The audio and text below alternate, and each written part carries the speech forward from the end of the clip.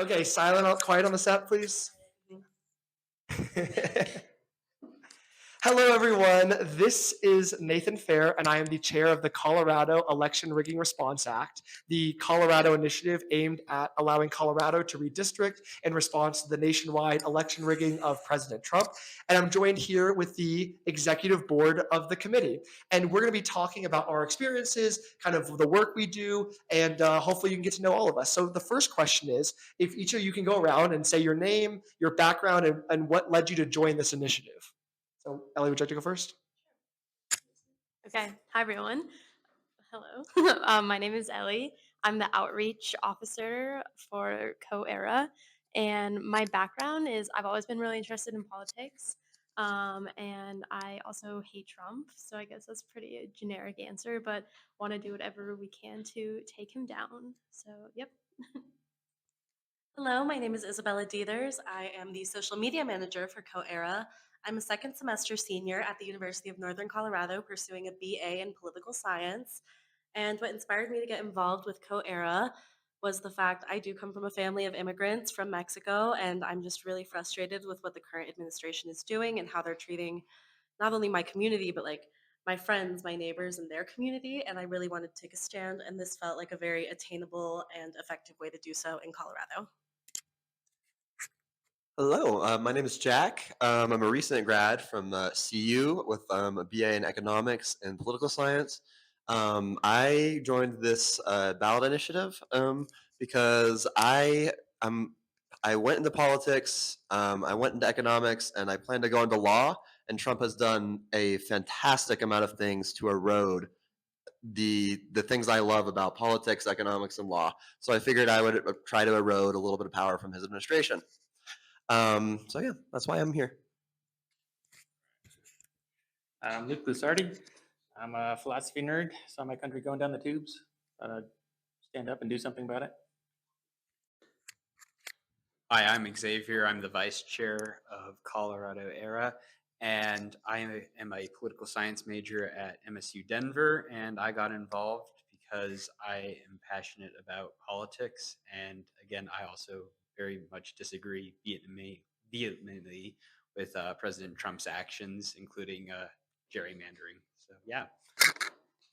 Sweet, amazing. And then the next question is, what efforts have, and this is for anyone, have we been working on recently to kind of share out to the world? I'll take this question. So currently we're in the process of revitalizing our social medias, mainly Instagram and TikTok. And we've been going out into the community. We recently did a series of interviews in Boulder on the Hill, and we talked to students and Boulder residents about how they would feel not only about Colorado redistricting, but why they would feel passionately about Colorado fighting back against the Trump administration. And this past weekend, we actually decided to go to the anti-ICE protest on January 31st, and we interviewed people at the Capitol and decided to talk to more people about the redistricting efforts in Colorado. We're also planning a happy hour. Oh no. On February 19th at Burn Down in Denver. So if anybody's interested, definitely come. It's a good way to meet people, meet all of us, and just talk more about what we can do to stop Trump. Any takers, Jack? Yeah, and I think it's important to recognize what we have going on in the near future too. We're reaching out to representatives all around the states. We're doing the most we can, reaching out to media, and so we're going to see what we can do there, and yeah, hopefully get some powerful voices behind the effort, which we're also incredibly excited for. You guys have anything to add? You did an excellent job explaining. All right, that about covers it. Sweet, amazing. And then the next question is, when it comes to explaining what we're doing, oftentimes words like redistricting or gerrymandering are kind of confusing, and most people don't like necessarily know these things or have experience with these things. How would you describe what other states are doing, what President Trump is doing, and how would you explain kind of the work that we're doing in response to that to like an average person you talk to? So I would basically just summarize it as we're trying to level the playing field. Republicans seem like their attitude is they can just do whatever the heck they want, and everyone else is stuck responding. We're trying to get ahead of the curve, and yeah, just if there's going to be one set of rules, then we're gonna play that game. I would say this is very similar to the Prop 50 ballot measure in California that Governor Gavin Newsom proposed to combat the blatant gerrymandering of Texas. And I would say that the major difference between this is we are asking our voters to redistrict. We are not doing it in a way that is disenfranchising or asking that without asking the voters of Colorado whether they want this or not.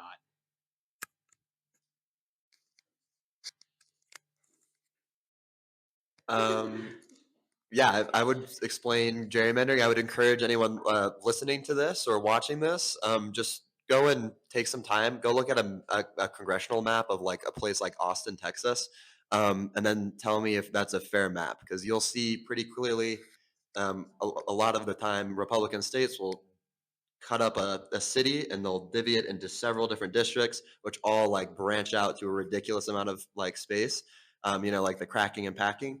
And so I think it kind of will come to you naturally if you see some like the actual maps of how these places are divided up.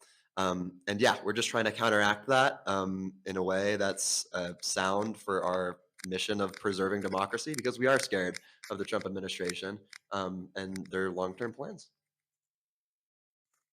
I think it's important to note as well that this act does have a time limit, so it would expire in 2030 and bring us back to normal districting rules in 2030 following the census, as well as the fact that, yes, this would be adding more blue seats, but this is amplifying voices that are getting silenced in other states because if Colorado plays fair while every other state is playing by their own rules, we as Coloradans will be silenced, and we cannot stand for that as a state.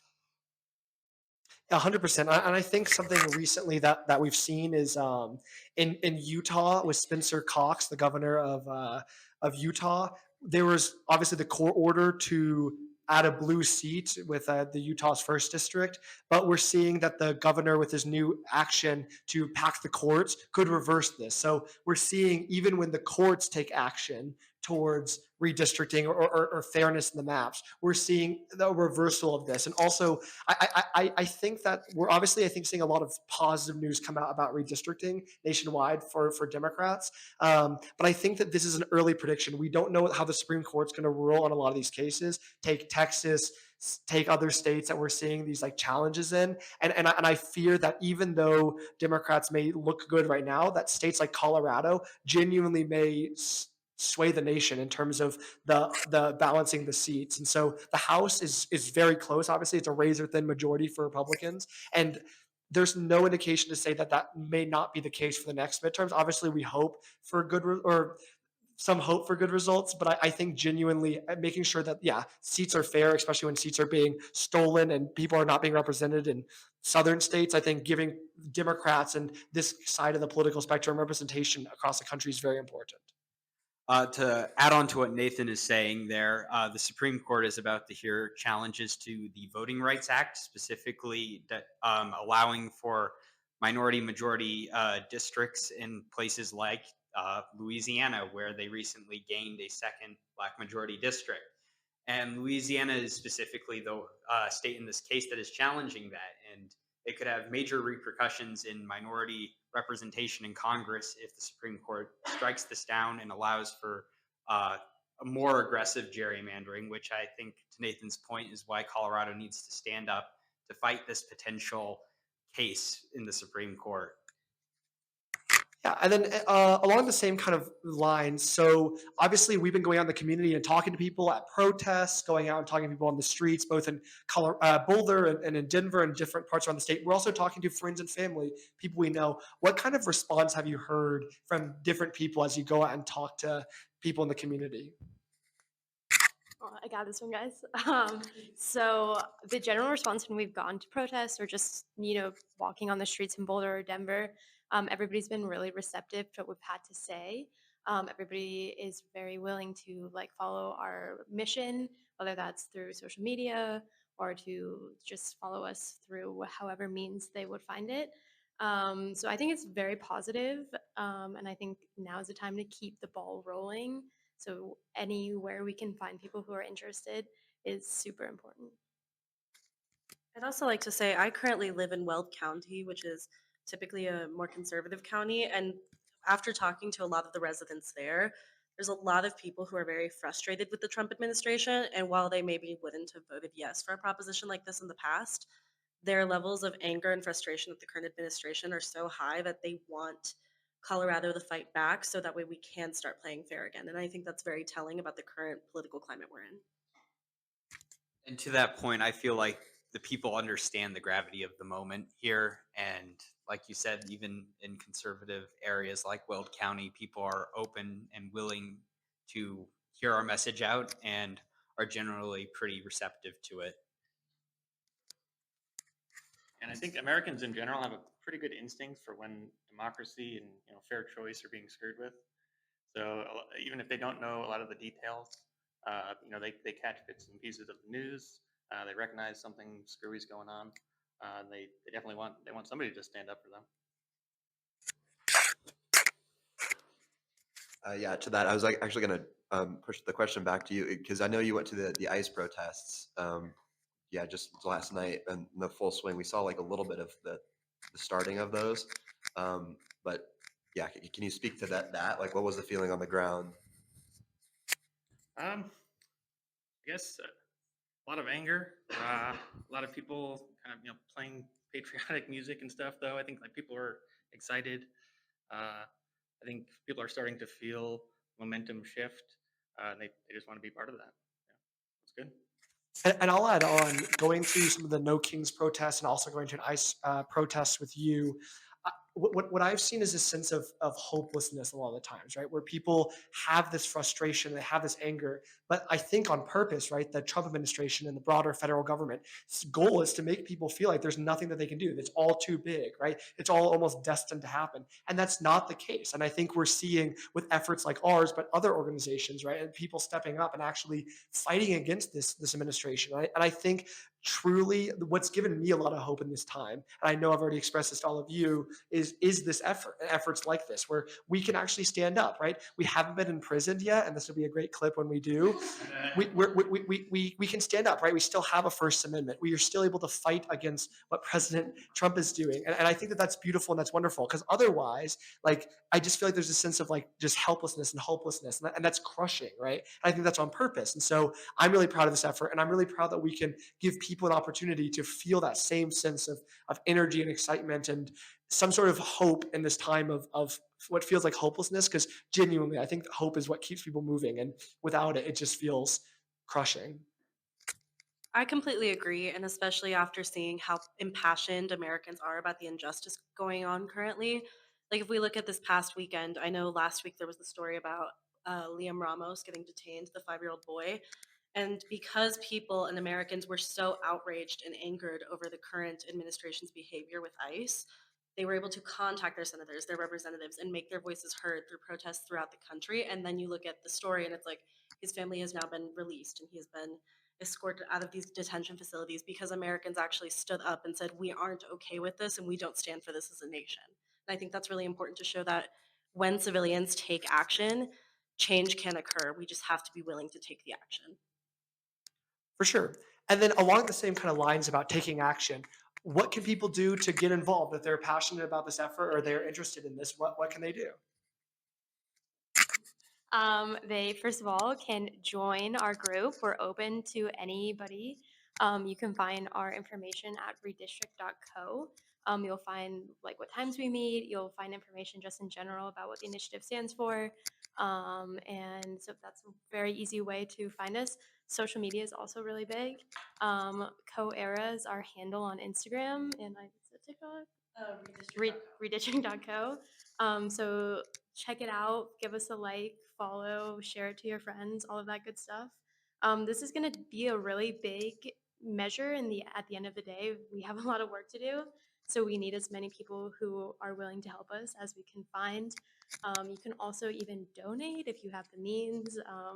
We will only grow probably with more money and like we're just a grassroots organization. We're all recent college grads or people are still in college. So we are definitely looking for whatever help we can find. You can also come to the happy hour, which I know I said a little bit ago, but February 19th, Burn Down in Denver. You also don't have to be 21. You can just be over 18. It's a bar and restaurant, so don't worry if you're not 21. You can definitely still come. Yeah. Oh, Anybody I'm glad else? I don't have to worry about that. Yeah. Anybody else? I've just got to say, as a secretary, the newsletter, guys, come on. Oh. Give us your emails. Keep up with our effort. I'd be happy to. I write beautifully, fantastically. Nathan loves it. He says it's not derivative of any speeches he's ever heard before. That's what he says about it. So I'd say that. Amazing. Awesome. And then with that, is there any closing remarks anyone wants to share with the broader public, the interwebs? One small thing. So, I mean, America still, for the moment, is a democracy, and building political power in a democracy means working with lots of different groups of people, some that you strongly disagree with, some that you're perfectly lined up with. So if we're going to really turn the tide for the whole country, just try to keep that in mind. There's going to be lots of uncomfortable allies. That's just part of how things get done. I'll also just say, like, now's the time. Get involved wherever you can. Like, things are scary and crazy and, like, honestly unimaginable, but don't let that stop you from getting involved in your community. I also think getting involved in your own community at like the most local of levels is really effective because sometimes it can feel very helpless and hopeless. And when you're able to see that direct impact within your community, whether that's through volunteering at your local food bank or anything along those lines, that really does positively impact your community and it can give you a little bit of reprieve because you can see the changes and the positivity that's coming from it. I will also add that, like, I don't think that there could potentially be a bigger, like, overstatement of how important this midterm is going to be. And this effort obviously is not for this midterms, but it's going to impact the next, congressional election after that.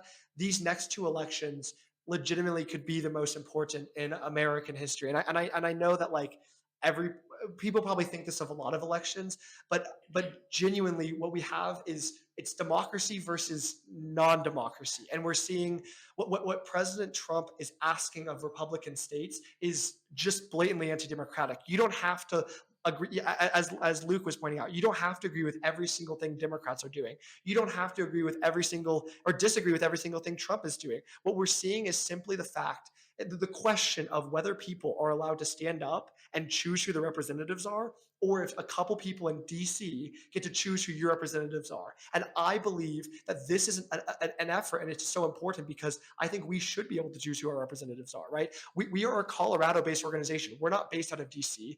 No president told us to take seats. We're people who are standing up because what we're seeing is complete unfairness. And I think I understand people's weariness sometimes of the word redistricting or gerrymandering or efforts to combat what President Trump is doing. But if President Trump gets to steal an election and gets to steal congressional seats, and there's no counterbalance, there's no efforts that can prevent him against this or deter him from doing this, then he will. We've seen this, and almost every single way President Trump can hurt or can take power, he does. This is an effort. This is a way that Coloradans can stand up. There are, of course, other ways: protesting, striking if that's what people feel like doing. But genuinely, this is a great effort that people can get involved in, people can actually work towards, that will actually change the course of world history, of American history, because this effort and efforts like it will literally determine whether we're allowed to investigate a president, whether we're allowed to have a Congress that will actually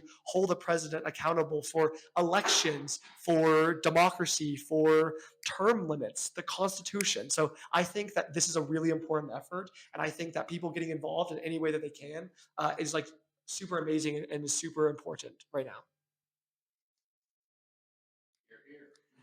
Okay, thank you all for watching. Come out to the happy hour.